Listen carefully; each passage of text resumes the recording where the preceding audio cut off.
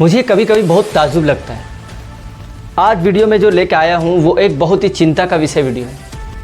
ऐसा चिंता का विषय है कि पूरे भारतीयों को, जितने भी स्टेट्स के हमारे इंडियंस हैं, इन सभी लोगों के लिए एक चिंता का विषय है। इस वीडियो को देखने के लिए आपको सिर्फ जागरूक करने के लिए बनाया गया कि देखिए कि आज इंडिया का हाल क्या हो गया। आप देख करके आप भी हैरान होंगे और आप भी थोड़े से उदास होंगे कि इंडिया को जिन चीज़ों में रैंकिंग में सबसे आगे होना चाहिए था, यानी फर्स्ट होना चाहिए था, टॉप 10 के अंदर होना चाहिए था, उनमें से उस चीज़ों में इंडिया का रैंक बहुत पीछे है। और जिन चीज़ों में इंडिया का रैंक बहुत पीछे होना चाहिए था, उन चीज़ों में इंडिया का रैंक बहुत आगे है। यानी हमारी इंडिया की हर एक बुराई, ये 2023 के इंडेक्स रिजल्ट जो निकला है, उस लिस्ट से, रैंकिंग लिस्ट से पता चलता है कि वर्ल्ड में हमारी लिस्ट रैंकिंग क्या है। जिसमें हमारा रैंक कम होना चाहिए था, उसमें रैंक हमारा बहुत ज़्यादा है, और जिसमें हमारा रैंक बहुत ज़्यादा होना चाहिए था, उसमें हमारा रैंक बहुत कम है। क्या हालत ये है? तो सबसे पहले आपको बता दूं, हम लोग मीडिया की बात करते हैं। इन मीडिया के बारे में तो हम लोग ऑलरेडी सुनते आ रहे हैं कि मीडिया बिक चुकी है। और जो लोग इसको बोल दें तो मीडिया का कहना है कि ये तो गलत बोल रहे हैं। हम लोग गलत बोलते हैं, मगर जब वर्ल्ड रिपोर्ट निकलता है तो क्या वो गलत बोलती है? हिंदू न्यूज़पेपर में देख सकते हैं कि जब रिजल्ट आउट हुआ है रैंकिंग लिस्ट में, इंडिया का मीडिया का रैंकिंग लिस्ट 180 में 161 है। ये 2023 का रिपोर्ट है, जबकि 2022 में 150 था। यानी अभी मीडिया की पिछले एक साल में मीडिया की हालत और ख़राब हो गई है और 11वां लेवल नीचे आ गया है। जैसे चुनाव आने वाला था, इंडियन मीडिया इतना ख़राब अपना प्रदर्शन देने लगी कि इंडिया का रैंक और नीचे चला गया। मीडिया का रैंक आगे होना चाहिए, पीछे नहीं होना चाहिए। फिर भी हमारे इंडिया का मीडिया रैंक कितना है? 161। कितना में से? 180 में से 161 है। 180/161। इतना खराब रैंक कि 100 के अंदर भी नहीं है हम लोग। और ये हमारी इंडियन मीडिया जो है वो कहती है कि हम दुनिया में डंका बजाएंगे। ऐसे डंका बजाएंगे 161 रैंक ला करके। दूसरा देश ना हम लोगों पर हंसता है कि आपकी मीडिया है या कोई जोकिंग चैनल। ये हमारे लिए शर्मनाक लिस्ट है। जो दूसरा हम लोग बात करते हैं चुनावी लोकतंत्र के बारे में। चुनावी लोकतंत्र के लिस्ट में हमारा देश पूरे वर्ल्ड में कितना रैंक में आता है? ताज्जुब हो जाएंगे आप लोग सुन करके। हमारी जो इंडिया है वो चुनाव के हिसाब से, इलेक्शन के हिसाब से, मतलब कि एक फेयर इलेक्शन, जो एक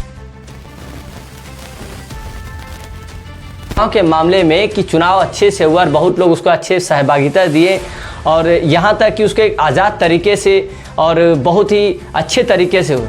इसमें चुनावी मामले में हमारा इंडिया 180 में 108 रैंक पर आता है। बताइए, 180 में 108 रैंक है। यहाँ भी हम लोग 110 के अंदर नहीं, 100 के अंदर नहीं है। यहाँ भी हम लोग 100 के बाहर ही है। नंबर 1 पर कौन है मालूम है? डेनमार्क नंबर 1 पर है। और इंडिया का रैंक 108। ये हमारे लिए बहुत ही टेंशन की बात है, बहुत ही चिंता की बात है कि हमारा एक डेमोक्रेसी, हमारा देश एक डेमोक्रेटिक कंट्री होने के बावजूद भी हम लोग इतने अच्छे तरीके से चुनाव को मानते हैं, उसके बावजूद भी हमारा रैंक कितना है? 108। यानी अभी भी हमारे चुनाव में प्रक्रिया में अच्छा नहीं है। चुनावी प्रक्रिया को हम लोग को और अच्छा बनाना पड़ेगा। तीसरा बात करते हैं हम लोग वैश्विक आतंकवाद प्रभावित इलाका से। पीछे हमारा लिस्ट है 13वां नंबर। मतलब कि आपको यहाँ पर इतना ज़्यादा आतंकवाद से प्रभावित हो रहे हैं हम लोग, ये इंडिया हमारा इतना ज़्यादा आतंकवाद से प्रभावित हो रहा है कि हमारा रैंकिंग लिस्ट दिया गया है 13। हालांकि नंबर 1 पर अफगानिस्तान है और हमारा इंडिया 13वां नंबर पर, जबकि इंडिया का इसमें लिस्ट में 100 के पार होना चाहिए था। जैसा मोदी जी दावा कर रहे थे कि हमारे यहाँ तो जब से मैं प्रधानमंत्री बना हूँ तब से हमारे यहाँ कोई भी वैश्विक आतंकवाद नहीं होता है। अगर नहीं हो रहा है तो आपको सबसे पीछे होना चाहिए था इतना। अगला है हेनले पासपोर्ट इंडेक्स के लिस्ट में 2023 के सर्वे के अनुसार हमारे इंडिया की रैंकिंग है 84, 84 नंबर। इसमें भी हम लोग इतना पीछे हैं, जबकि हमारा टॉप 10 में होना चाहिए था। 84 होना हमारे लिए बहुत ही चिंता की बात है, क्योंकि यदि आपके पासपोर्ट का जितना भी रैंक आगे रहेगा 110 के अंदर, उतना ही आप किसी देश में बिना वीज़ा के घूम सकते हैं, यानी कि वो आपका पासपोर्ट उतना ही मजबूत होता है। और हमारा पासपोर्ट कितना नंबर पर है? 84, 84 नंबर पर है। अगला है मानव विकास सूचकांक। मानव विकास सूचकांक का मतलब होता है कि यहाँ पर हमारे इंडिया में हर एक आदमी का कितना विकास हो रहा है, प्रत्येक आदमी का कितना विकास हो रहा है, इसी को कहते हैं मानव विकास सूचकांक यानी HDI, human development index report. इस रिपोर्ट के अंदर यानी हर एक आदमी का यहाँ पर कितना विकास है, एक एक आदमी का पर्सनल। अब ये नहीं कि आप सिर्फ हीरो का ले ले, हीरो हीरोइन का, बड़े बड़े अमीर आदमी का, ऐसा नहीं। इंडिया में जितने भी है लगभग आपका आज यदि अभी आबादी आपके 133 करोड़ या 140 करोड़ के आसपास है, तो उन 140 करोड़ लोगों में सभी का विकास मिला करके कितना है, आपका विकास जो है कैसा है, सभी का विकास, एक दो की गिनती नहीं करना चाहिए। तो सभी के विकास पे जब लिस्ट में पता चला कि हमारे इंडिया का सर्वे जब हुआ तो हमें 193 देशों में 134 लिस्ट दिया गया। बताइए 134, 193/134 दिया गया। ये है हमारी इंडिया की हालत कि हमारे यहाँ एक एक ह्यूमन की, एक एक मानव का विकास ये रहा।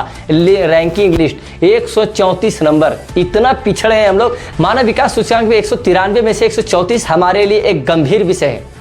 और जब तक ये आपको 100 पार नहीं कर जाता और अंदर भी नहीं चला जाता, तब तक हम लोग के लिए बहुत ही दुख की बात है कि हमारा इंडिया तरक्की कर ही नहीं रहा है। हम लोग मानव विकास सूचकांक पर यानी लोग बीमार हो रहे हैं, गरीब है, पढ़ाई नहीं कर पा रहे बहुत सारे मामलों में, क्योंकि मानव का विकास जब तक स्तर लेवल ठीक नहीं होगा तब तक इंडिया तरक्की कर ही नहीं सकता है। और इसमें अभी मानव विकास सूचकांक के अब नंबर 1 पर जो है वो है स्विट्जरलैंड। ये 2023 का सर्वे रिपोर्ट है। अगला जो सर्वे है वो है विश्व खुशहाली रिपोर्ट। हमारा देश इंडिया, यहाँ के लोग कितने खुश रहते हैं और यहाँ के लोग कितने खुश है, हर एक व्यक्ति की बात करें तो हर एक व्यक्ति कितना खुश है, इसके हिसाब से एक वर्ल्ड रैंकिंग बनता है, वर्ल्ड रैंकिंग लिस्ट बनता है, जिसमें हमारा 180 देशों में, 193 देशों में हमारा 126 रैंक दिया गया। ये है हमारी इंडिया की खुशहाली रिपोर्ट। खुशहाली रिपोर्ट के मामले में हम लोग इतने पीछे हैं और लोग बोलता है इंडिया पूरा खुश है। कहाँ खुश है? अगर खुश है तो 126 रहता, 126। इतनी खराब स्थिति ना, इतनी खराब स्थिति है। पाकिस्तान हम लोग से ज़्यादा खुश है, लिस्ट निकाल के देखिए। और हमारी इंडिया की रैंकिंग लिस्ट खुशहाली में 126 में परेशानी है कि लोग यहाँ पर ना मतलब आपस में लड़ाई, मुद्दा, झगड़े, आपस में जलन, ईर्ष्या, दुश्मनी आपस में लोग कर रहे, खुश कहाँ से रह पाएंगे? तो ये जब तक ठीक नहीं होगा हमारा इंडिया का रैंकिंग लिस्ट आगे जाने। हालांकि इसमें सरकार को भी कुछ योगदान देना पड़ेगा, सरकार को भी इसमें पूरा ध्यान देना पड़ेगा, तभी हम लोग इंडिया का खुशहाली रिपोर्ट जो रैंकिंग लिस्ट है वो और आगे तक हम लोग जा सकते हैं। वरना 126 हमारे लिए बहुत ही खराब और खराब स्थिति को दयनीय को दिखाता है, खराब और दयनीय स्थिति को दर्शाता है 126 लिस्ट। जीडीपी, हालांकि भारत का रैंकिंग बहुत अच्छा है, ऐसी बात नहीं है। जीडीपी में भारत का रैंकिंग है वो पूरे वर्ल्ड में आपका 5वां नंबर पर है। मगर अफसोस की बात कहाँ है मालूम है? जीडीपी सिर्फ हाईएस्ट होने से नहीं होगा।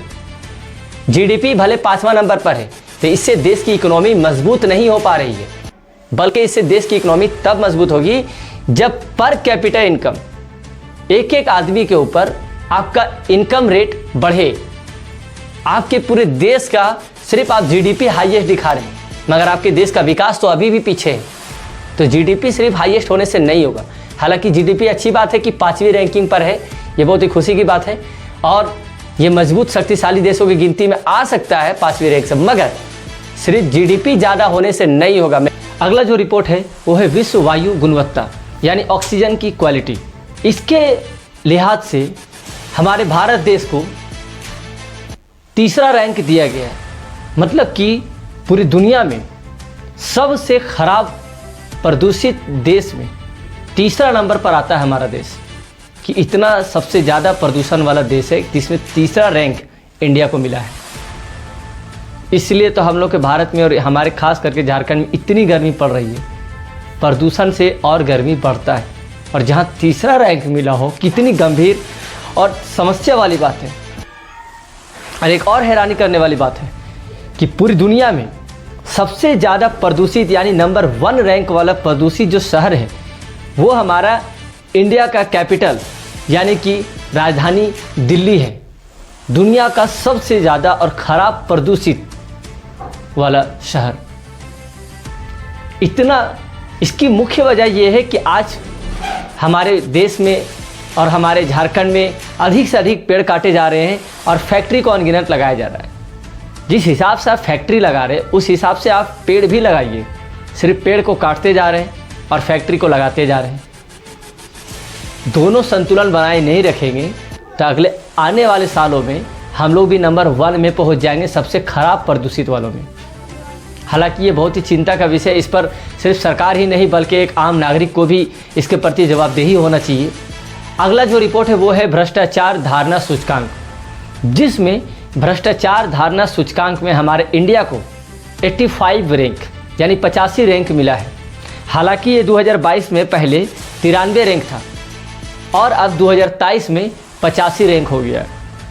नेक्स्ट रिपोर्ट है लैंगिक असमानता सूचकांक। लैंगिक असमानता सूचकांक में हमारे इंडिया का रैंकिंग लिस्ट जो है वो 108 है 2023 में।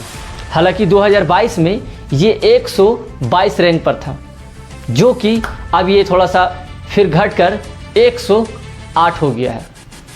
और अंततः मैं ये कहना चाहूँगा कि इन सभी लिस्टों में देख करके मुझे सबसे ज़्यादा अब तक जो दुख हुआ है, जो एक समस्या और चिंता वाली बात लगी है, वो है मीडिया के ऊपर। मीडिया इतनी खराब रैंक पर है 161 पर। साफ साफ पता चल रहा है, सब लोग जान रहे हैं, सब लोगों को पता चल गया कि मीडिया बिक चुकी है। मीडिया इशारों पर काम कर रही है। और ये सिर्फ हम लोग इंडिया वासी ही नहीं कर रहे बल्कि पूरी दुनिया ये कह रही है, क्योंकि आपका जिस तरह का सर्वे रिपोर्ट आया है, आपको रैंकिंग लिस्ट मिला है इंडियन मीडिया को, उसके हिसाब से तो पूरी दुनिया जानती है कि इंडियन मीडिया बिक चुकी है। इंडियन मीडिया ऐसे सवालों को उठाती है जिस सवाल का कोई मतलब नहीं होता है। आप आम कैसे खाते हैं, जेल में क्या खाना खा रहे थे, आप गौर कीजिएगा। अक्सर चुनाव के आने वाले टाइम में मीडिया ने उन चीज़ों पर बहस नहीं किया जिन चीज़ों पर मीडिया को वास्तविक रूप से बहस करना चाहिए था। लद्दाख में इतना बड़ा कोई आदमी लद्दाख में अपनी भूखे प्यासे हड़ताल कर रहा है, उसके बारे में मीडिया ने नहीं दिखाया, और अगर दिखाया भी है तो गंभीरता से नहीं दिखाया।